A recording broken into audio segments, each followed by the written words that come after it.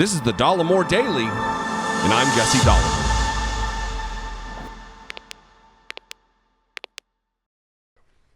So the day many of us have been waiting for has arrived, almost.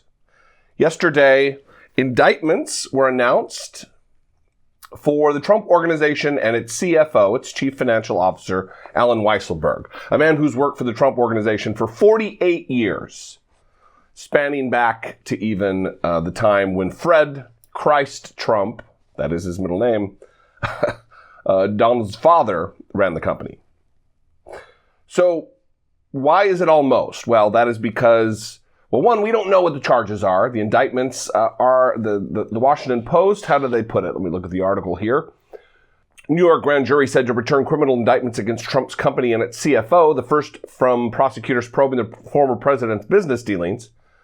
A grand jury in Manhattan filed criminal indictments Wednesday against former President Donald Trump's company and longtime chief financial officer, according to two people familiar with the indictments.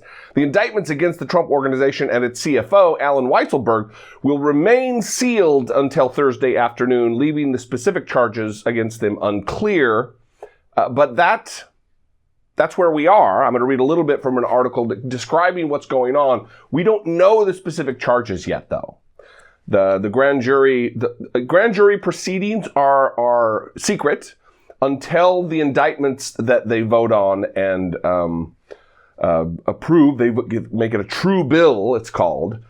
Those are secret until they're unsealed. They are still sealed. So I'm going to read a little bit from this Washington Post article that talks about it. We're going to play a clip of Donald Trump's reaction, which is laughable and very Trump. And then we're going to talk about it. This article, Trump Organization CFO Alan Weisselberg surrenders in criminal case over company's business dealings. Trump Organization CFO Alan Weisselberg surrendered to authorities early Thursday after prosecutors secured grand jury indictments against him and the former president's family company, which declared the move an effort to harm Donald Trump. Well, it's certainly not an effort to help Donald Trump. Charges against Weisselberg and the Trump Organization are expected to be unsealed later in the day in New York State Supreme Court. Several people familiar with the development said. On Wednesday, people familiar with the case said the charges were related to allegations of unpaid taxes on benefits for Trump Organization executives. Now, the word that I'm hearing, because Jennifer Weisselberg, who is Alan Weisselberg's former daughter-in-law, she has given them reams of information and leads to go on relative to benefits that were paid like school tuition for kids as part of salary that they didn't pay taxes on, the company nor the recipient of those. Now that's a crime. This isn't just like bookkeeping errors. These are crimes. And felony tax evasion is a serious crime that will be gone after. Continuing here, although the indictments could pose trouble for Trump, exposing his company to potential fines and intensifying pressure on Weisselberg, neither the former president nor anyone else in his firm is expected to face charges this week. Prosecutors hope Weisselberg will offer testimony against Trump in exchange for lessening his own legal risk, according to a person familiar with the case. So that's what's happening here. Weisselberg, I wouldn't call him a small fish because he ran the Trump Organization. He is the closest individual to Donald Trump other than family, the most important business relation to Trump other than family.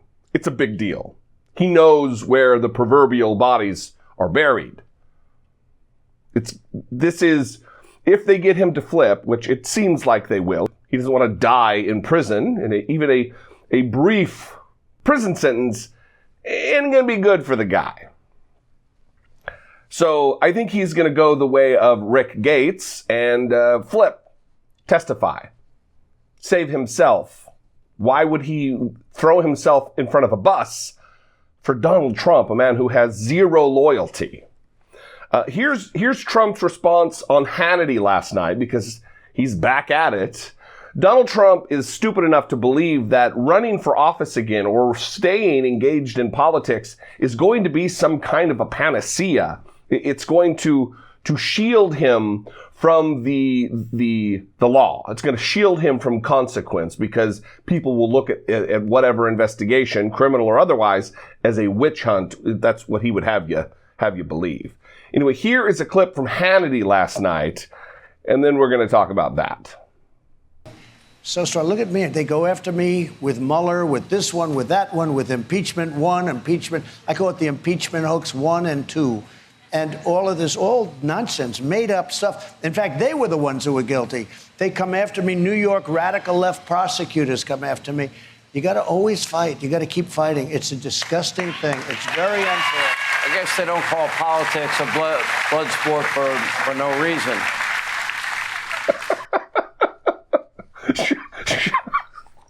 Damn.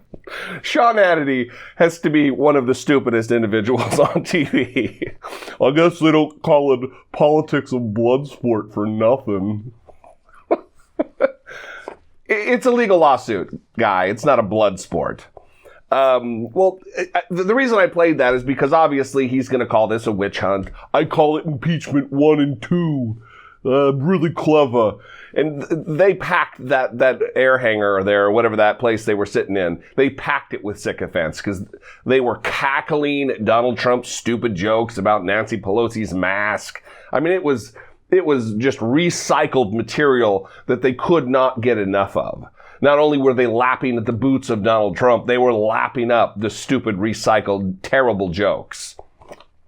But I play that to talk about this, and that is the fact that when New York officials in the prosecutorial roles have gone after Donald Trump, it has not come up as just a witch hunt. Donald Trump will not get out of it unscathed like he has in impeachment 1 and impeachment 2, because he doesn't have Republicans to run interference for him and to obstruct actual justice from happening. Remember the Trump University case where Donald Trump had to settle for $25 million and dissolve the organization because he was defrauding students. That wasn't just a witch hunt. There were consequences to that. Remember the charity. Donald Trump was fined $2 million, had to dissolve the charity, and him nor his children can now be involved in charities, running charities. They can't run charities because they misused charitable funds. He was using money for like cancer kids to buy Tim Tebow jerseys and portraits of himself.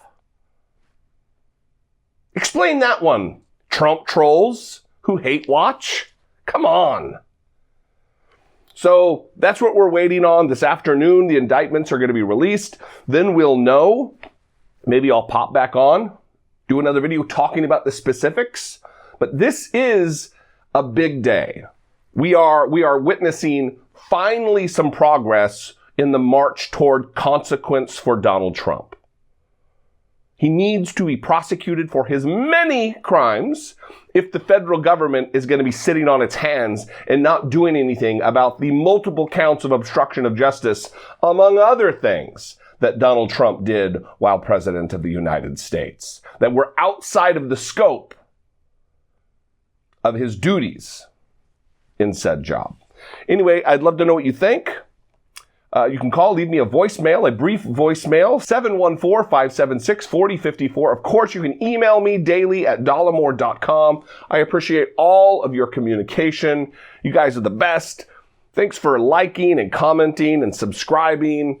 All of that goes a long way to beat the algorithm, get me in front of new people, to grow the audience, to grow the operation, to be able to do things new and innovative and different. Man on the street interviews, go to rallies, travel, do things that are going to be, expand the operation here. Anyway, I love you guys. I appreciate you. Follow me on social media. I would appreciate that. If you're in a position to and I bring you value, just consider it. Think about it. Become a channel member. You can click the join button, and for like $2 a month, you can help support and produce my work here on YouTube. Anyway, I will see you next time. I love you. Until I do, be genuine. Take care of one another.